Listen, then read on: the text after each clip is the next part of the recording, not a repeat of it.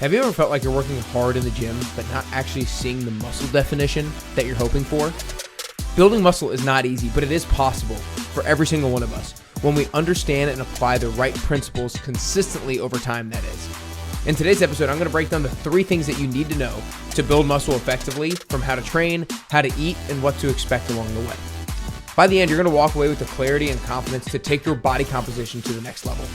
Before we dive in, if you're listening on the Apple Podcast app or on Spotify, then make sure you hit the follow button. And if you're watching on YouTube, then make sure you hit like and subscribe down below.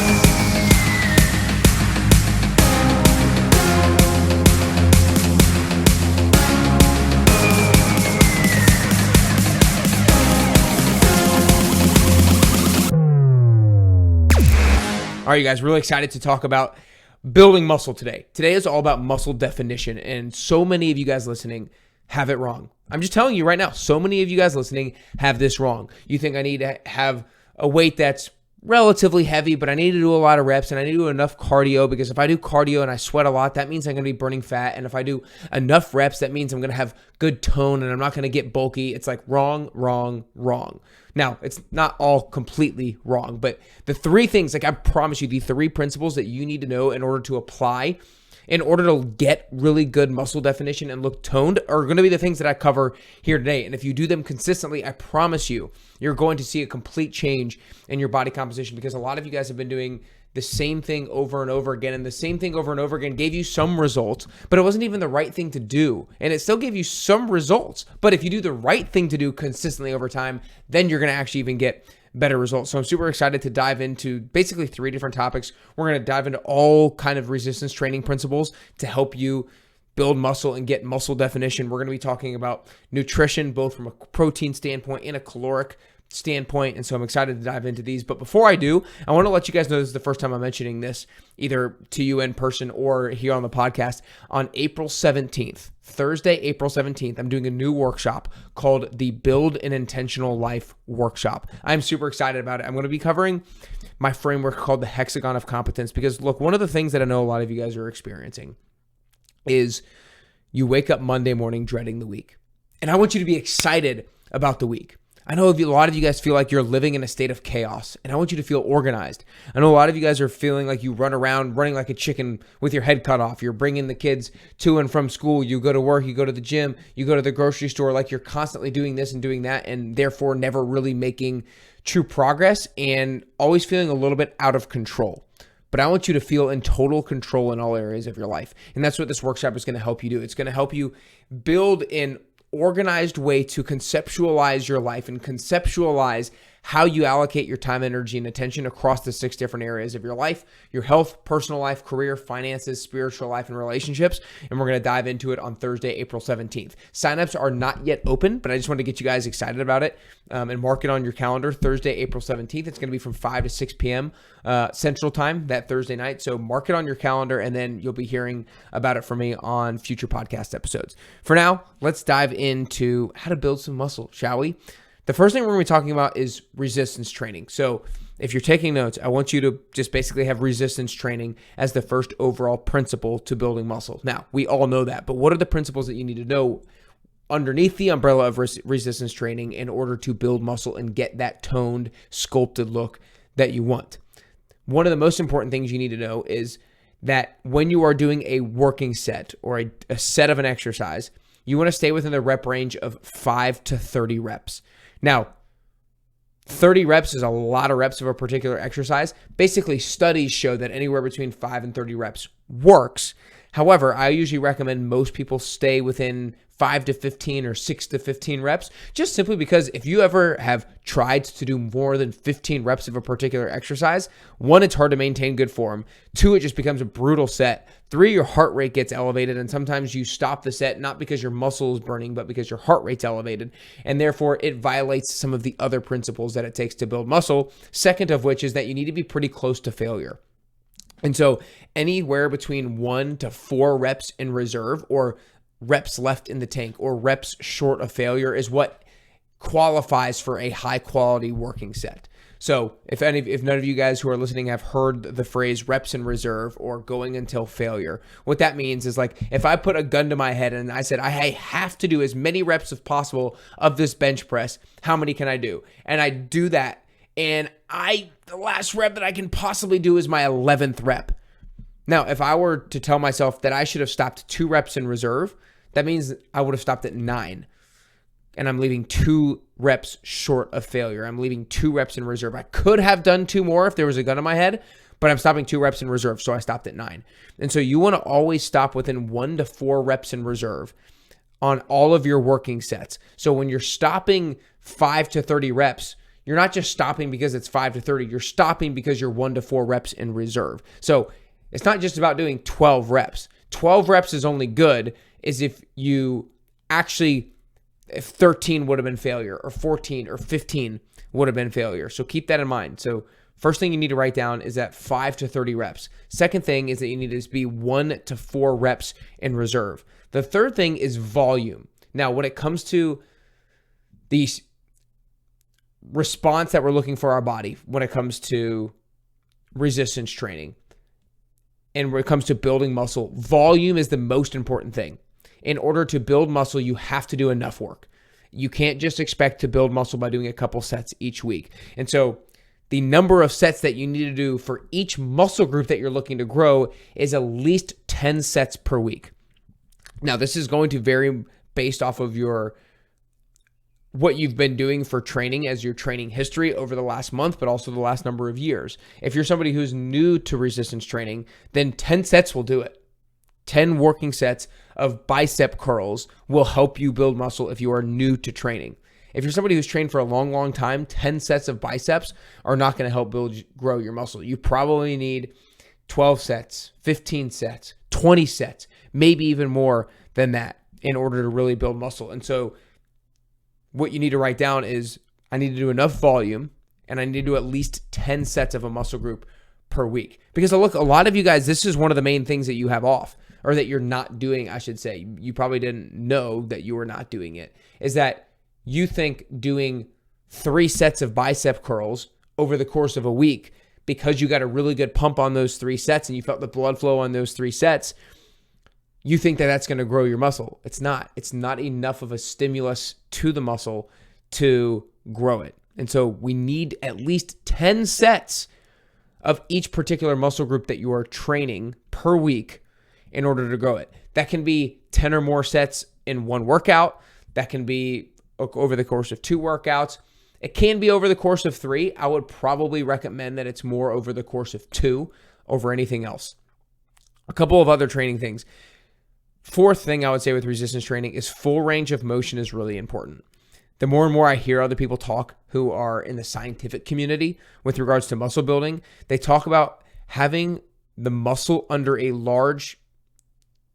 tension in the elongated position is really important for muscle growth. So this is going to be helping if you're watching more so than listening, but you can also listen and understand this as well. So what do I mean by your muscle is under tension in the elongated position? I want you to think about a dumbbell bench press.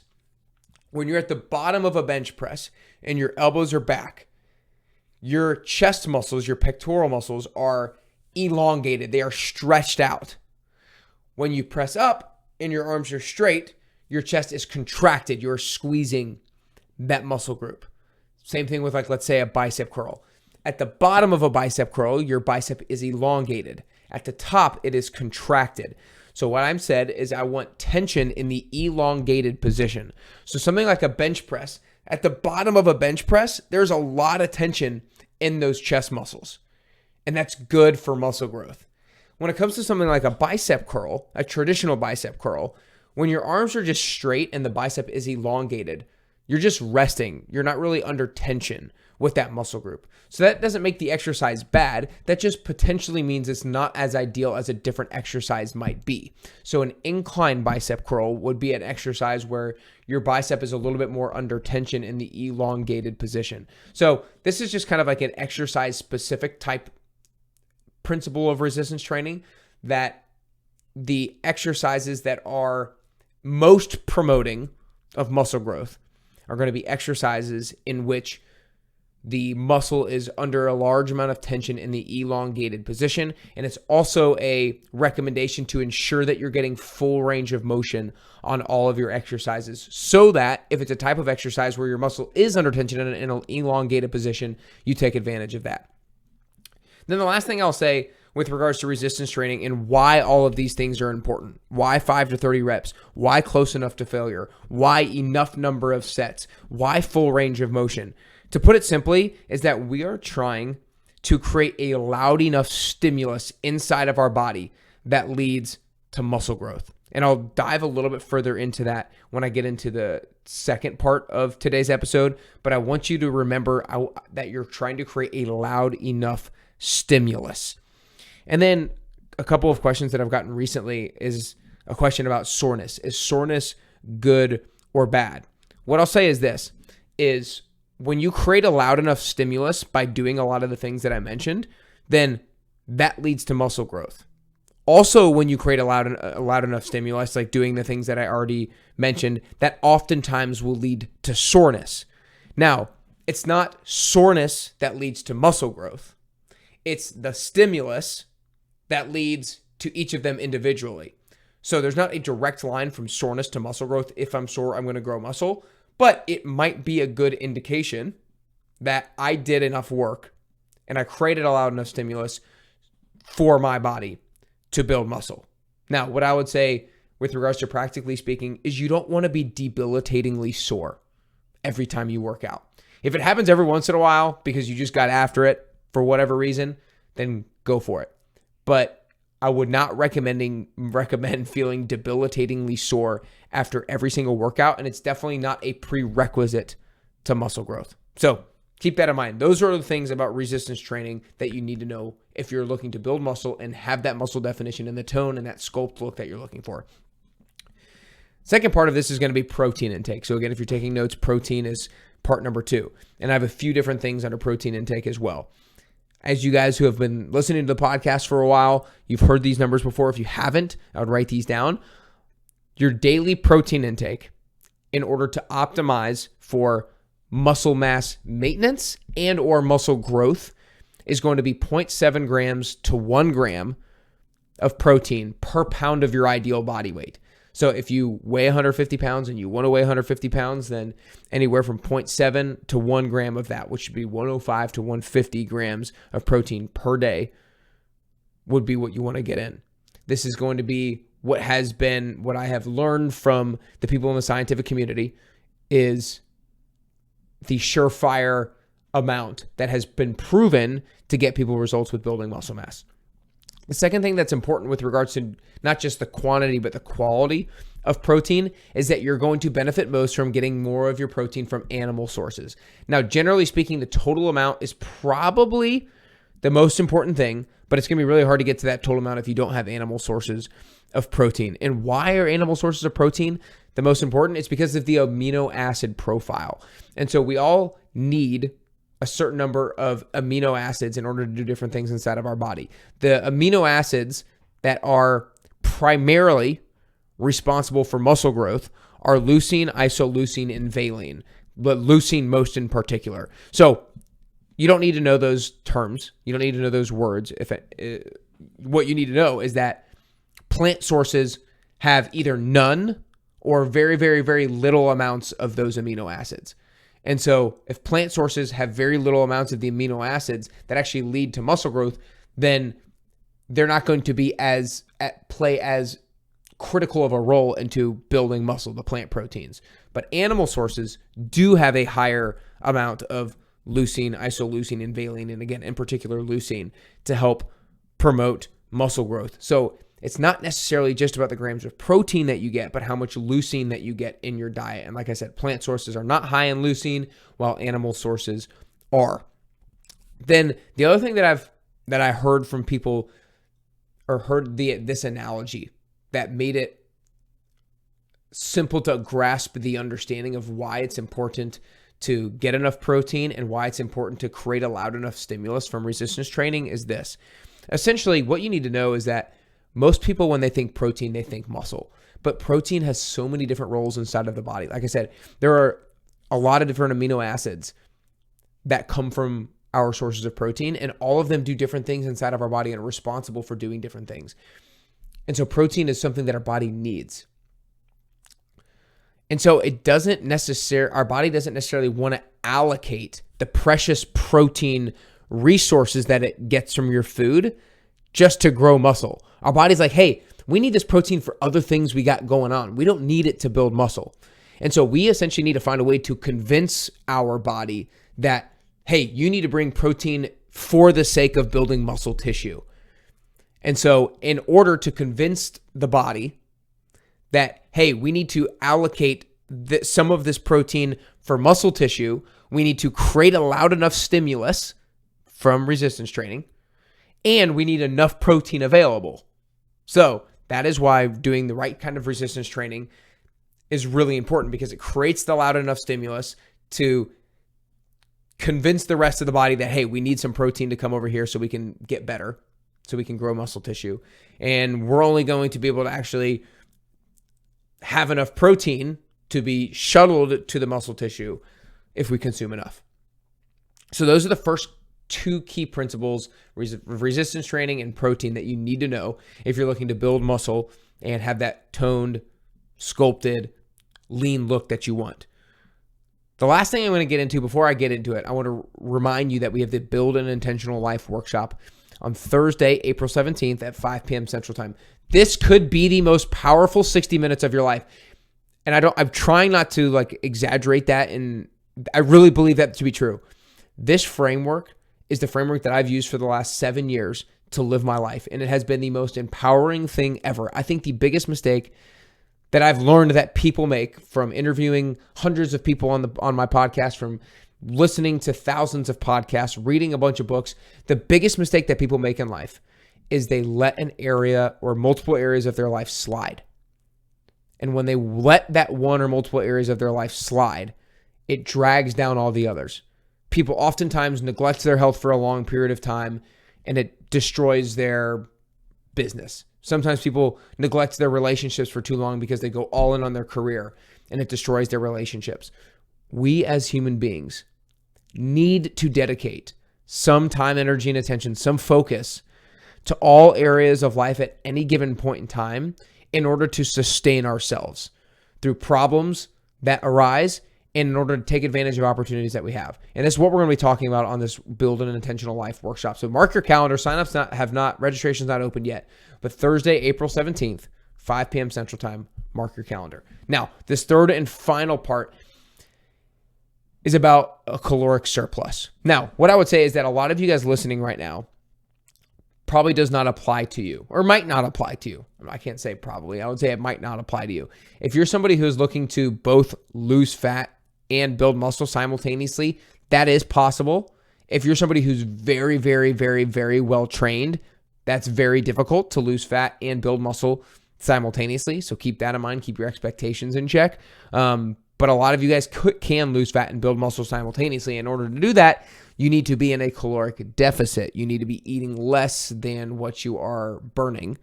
So this caloric surplus does not apply to you. But if you're somebody who is really wanting to maximize their muscle growth and are okay with increasing their body weight a little bit, and increasing your body weight might come from muscle mass, it might have a little bit of coming from body fat, but having more of the raw materials to build inside of your body will help you to build muscle mass. And so a caloric surplus of around 300 to 600 calories per day will help to maximize the chances that you are able to build muscle. That's about all I'm going to expand on that today, because I think most of you guys are not in the camp of wanting to be in a caloric surplus right now. But obviously feel free to DM me on Instagram or send me a question if you have more questions on the caloric surplus side of things. But that basically does it for today's episode, you guys. So many of you want to look a little bit more toned. You want to have a little bit more muscle definition. You want to have a little bit more of a cut look in your arms, in your shoulders, maybe in your legs. You just want to feel a little bit more toned, maybe in your abs. It's important to follow these principles. If you're not following these look, building muscle is really, really difficult. And so you can't expect to just haphazardly go about your journey and see great results. Like, it's not going to happen. Building muscle is super difficult. And so if you can follow the resistance training principles of the number of reps, the reps in reserve, the volume, the full range of motion, then you're going to maximize your chances. If you can follow the nutritional principles of getting the right amount of protein and the right quality of protein, then you can convince your body to send protein to rebuilding muscle tissue that you broke down during exercise. So keep that in mind. I hope you took notes. If you have any questions, feel free to DM me on Instagram at carrier_bestyou. I'm excited to see you guys on the workshop on April 17th at 5 p.m. Central Time. Again, more details to come on how to register for that. But other than that, I hope today's episode gets you looking freaking toned.